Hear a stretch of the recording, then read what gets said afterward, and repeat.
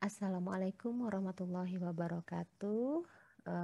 Terima kasih kehadiran mahasiswa saya pada pertemuan perkuliahan pada hari ini, tata tulis karya ilmiah untuk pertemuan pertama. Baik, baik untuk topik kita pada hari ini, ya kontrak perkuliahan kemarin sudah kita bahas di kelas. Yang kedua kita akan membahas tentang arti menulis. Yang ketiga apa itu menulis dan membaca. Yang keempat menulis karangan ilmiah sebagai syarat akademis dan syarat intelektual.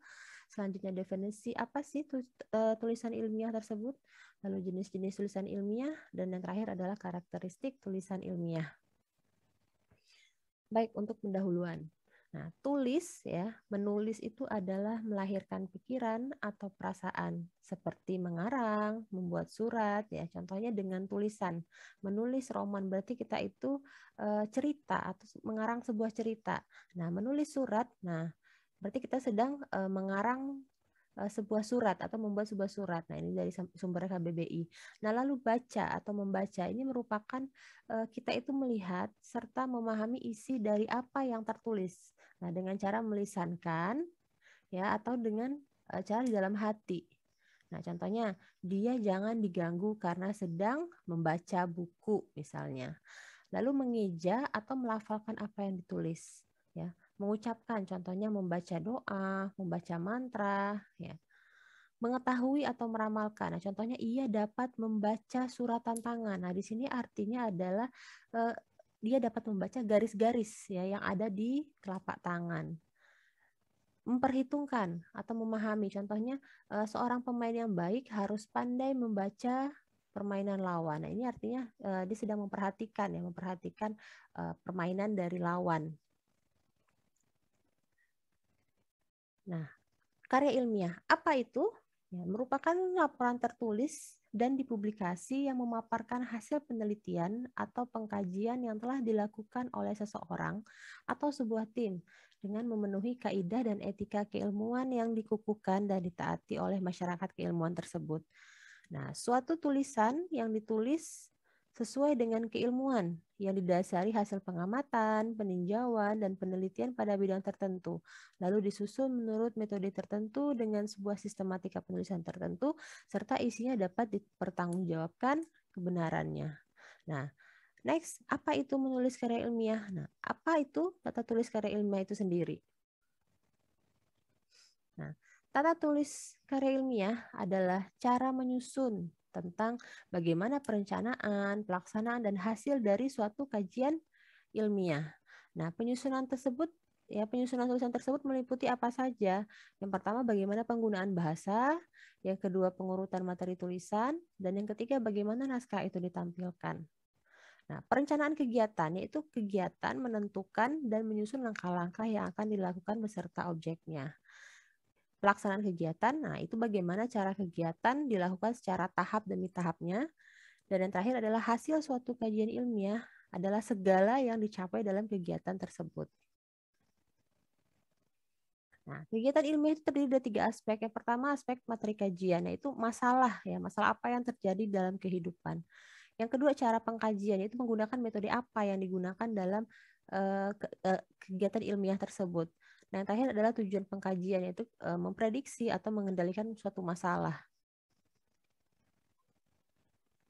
Apa sih pentingnya TTKI? Nah, yang pertama tentunya untuk kemajuan ilmu pengetahuan, nah menjadikan manusia dapat mengendalikan atau memanfaatkan alam ini contohnya. Nah, kemajuan ilmu pengetahuan terjadi disebabkan oleh setiap temuan yang digunakan sebagai acuan untuk penemuan. Nah, temuan itu ya bisa dimanfaatkan oleh generasi penerusnya jika ada dokumennya. Nah, salah satu bentuk dokumen yang penting yaitu berupa karya tulis ilmiah. Nah, karya tulis ilmiah juga sebagai sarana komunikasi ilmiah yang sangat-sangat efektif.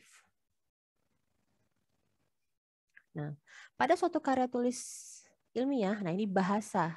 Ya, bahasa itu memegang peranan yang sangat penting dalam suatu proses penulisan dan juga bagaimana penyusunannya. Dalam penyusunan suatu tulisan yang berkonsep ilmiah, nah harus menggunakan bahasa yang baku dan juga ejaan yang benar serta sistematika penulisan yang terstruktur sehingga suatu karya tulis dapat menyajikan suatu informasi yang berkualitas. Suatu karya ilmiah harus menggunakan metode ilmiah, ya dalam pencarian data atau informasi, baik itu dilakukan secara langsung ataupun tidak langsung dalam memperoleh informasi tersebut. Bahasa yang digunakan dalam penulisan ilmiah umumnya menggunakan bahasa yang ada pada Kamus Bahasa Indonesia. Nah, bahasa yang dicantumkan pada suatu tulisan ilmiah biasanya memiliki suatu makna dari berbagai bidang ilmu. Nah, mengapa bahasa memiliki peranan yang sangat penting dalam suatu karya ilmiah? Salah satunya adalah alasan salah satu alasannya adalah data, simpulan, dan informasi lain yang terkandung dalam suatu karya ilmiah tersebut akan dijadikan acuan atau referensi bagi ilmuwan-ilmuwan lain dalam melaksanakan penelitian atau pengkajian bidang tersebut selanjutnya. Nah, ini agar penelitian tersebut dapat dipertanggungjawabkan. Nah, apa saja ragam-ragam karya ilmiah? Nah, contohnya nih untuk capaian akademis itu kalau tugas kuliah ya seperti makalah, lalu kamu nanti akan membuat skripsi atau tugas akhir. Nah, kalau S2 itu namanya tesis dan yang ketiga itu namanya disertasi.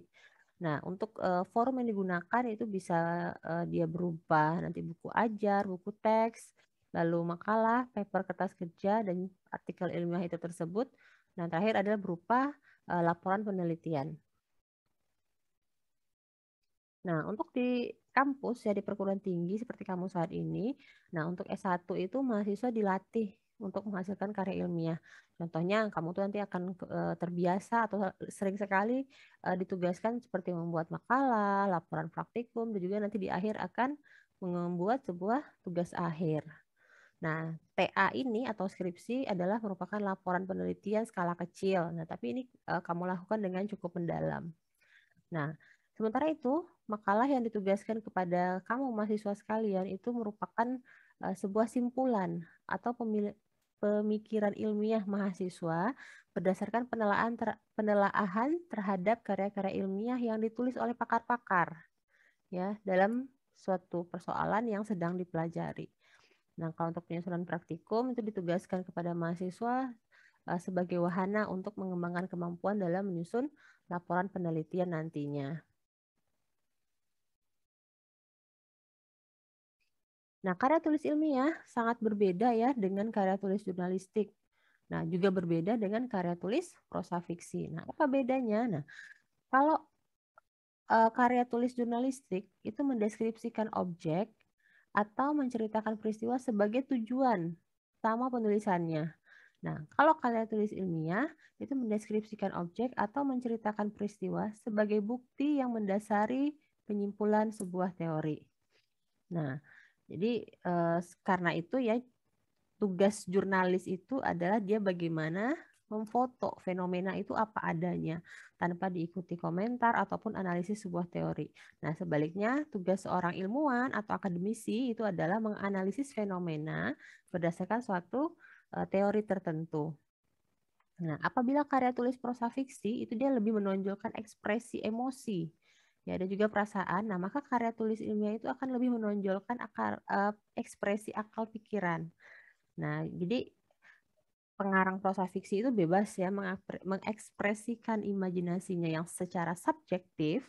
Nah, sementara penulis untuk karya ilmiah itu bebas mengekspresikan analisis logisnya dengan cara objektif. Nah, ciri-ciri karya tulis ilmiah ya. Yang pertama itu pastinya harus objektif, yang kedua netral, yang ketiga sistematis, keempat logis, dan yang terakhir adalah dia itu menyajikan fakta, bukan berupa emosi atau perasaan.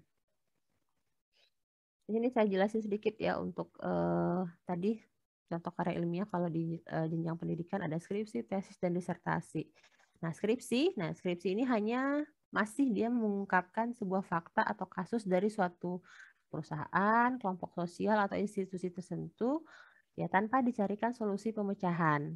Nah, tekniknya yang digunakan itu bisa merupakan dia bisa berupa membandingkan, mencari korelasi atau mengimplementasikan saja. Nah, untuk tesis itu hampir sama sih seperti skripsi, tapi dari segi konten dan analisisnya untuk pembahasan itu lebih dalam dan ada upaya untuk melakukan pemecahan masalah tersebut.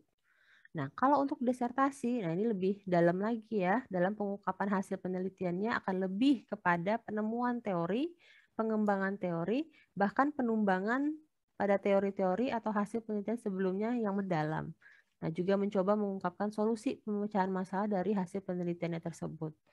Nah, hasil penelitian dari disertasi harus mengandung rekomendasi. Rekomendasi itu siapa? Ya, bagi pengembangan ilmu pengetahuan, sains, dan teknologi tentunya. Nah, apa saja yang harus diperhatikan dalam menulis sebuah karya ilmiah? Nah, yang pertama, harus menggunakan, ya, kamu itu gunakan kata-kata yang umum dikenal. Nah, menggunakan kalimat yang sederhana, ya, sehingga karya tulis tersebut dapat mudah dimengerti dan dipahami. Gunakan bahasa, tata bahasa, serta ejaan yang disempurnakan EYD, di mana harus diakhiri dengan tanda titik atau koma. Nah, lalu gunakan bahasa yang singkat, padat, dan jelas. Terakhir ya, sumber atau informasi yang digunakan harus kamu buat, ya. Nah, untuk syarat penulisan karya ilmiah. Nah, pertama dia pastinya menggunakan bahasa tulis ilmiah. Ya, yang kedua dia mengangkat fenomena yang terjadi dalam terjadi di dalam kehidupan, lalu menggunakan cara atau metode tertentu untuk pengkajiannya, lalu menemukan sesuatu yang dapat dijadikan masukan atau memprediksi atau mengontrol fenomena dalam kehidupan tersebut. Yang terakhir dia dalam menyajikan tulisan harus menggunakan cara-cara tertentu. Nah, untuk syarat kebahasaan. Bahasa yang digunakan dalam menulis karya ilmiah adalah bahasa ragam ilmiah. Nah, syarat bahasa Indonesia ragam ilmiah yang pertama itu sesuai dengan kaidah bahasa baku. Yang kedua itu logis, ketiga itu kuantitatif, empat denotatif, lalu tepat, ringkas, dan runtun. Apa saja itu?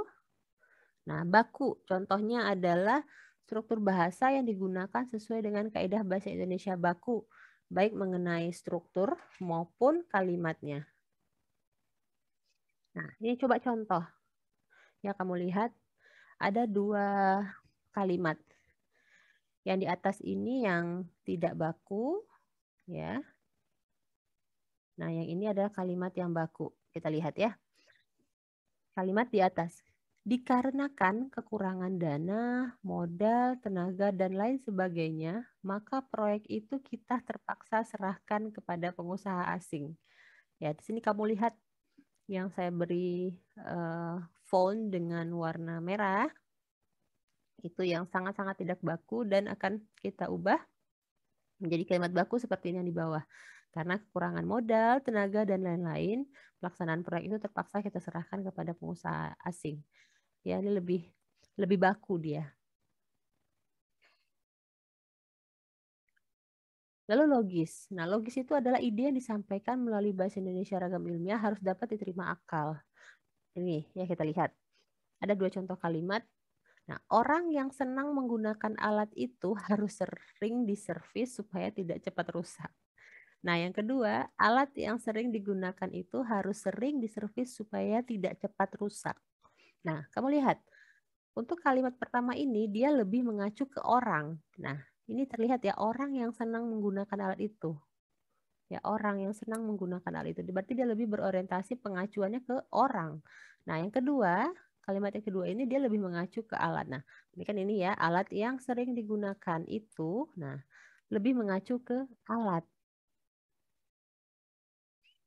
Oke, untuk kuantitatif, ini berupa keterangan yang dikemukakan dalam tulisan itu harus dapat diukur secara pasti. Oke, ini contoh kalimatnya. Yang pertama, untuk menanam pohon diperlukan lubang yang cukup dalam. Di sini dia berupa perkiraan. Nah, bagaimana untuk kuantitatif itu?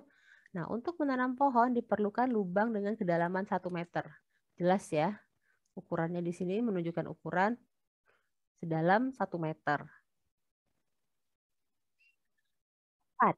Ya, ide yang digunakan tidak memiliki makna ganda. Nah, ini contoh. Kalimat pertama, atap bangunan yang sudah rusak itu dari sirap. Ini maknanya ganda.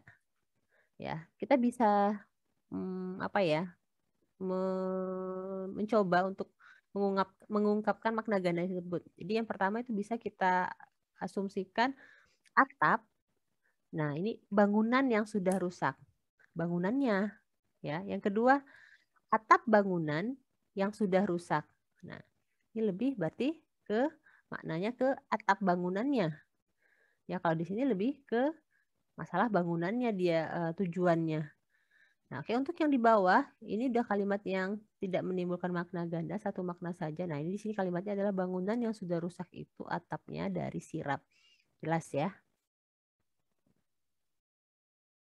Denotatif. Nah, kata yang digunakan dipilih sesuai arti sesungguhnya dan tidak melibatkan perasaan. Nah, contohnya ini kota-kota besar tidak pernah tidur. Nah, ini maksudnya apa? Nah, di kota-kota besar, kegiatan hidup tidak pernah berhenti. Nah, baik siang maupun malam. Ini contoh kalimat denotatif. Ringkas. Ide yang diungkapkan sesuai dengan kebutuhan. Baik, berarti ini pemakaian kata itu seperlunya saja. Tidak bertele-tele, tidak mubazir. Oke, kita lihat contoh kalimat yang pertama di atas. Sebaiknya letak rumah tidak dekat dengan rawa-rawa dan sedapat mungkin letak rumah tidak dekat dengan tempat ramai. Sebab bila dekat dengan tempat ramai, kita tidak dapat beristirahat dengan baik. Ya, kalimatnya ribet banget. Nah, kita ringkas. Sebaiknya letak rumah jauh dari rawa dan tempat ramai agar penghuninya dapat beristirahat dengan baik. Lebih singkat. Nah, dalam pengkajian atau pendekatan ilmiah, itu yang pertama rasional. Nah, rasionalnya berarti contohnya adalah data itu diambil dari literatur. Nah, yang kedua, data empiris itu data diambil dari teknik survei, percobaan, dan partisipasi seperti kuesioner ya. Nah, itu untuk pengkajian atau pendekatan ilmiah. Oke, baik. Untuk hari ini sekian yang dapat disampaikan. Latihan dan penugasan silahkan dilihat di e-learningnya masing-masing. Demikian, wabillahi taufiq wal hidayah. Wassalamualaikum warahmatullahi wabarakatuh.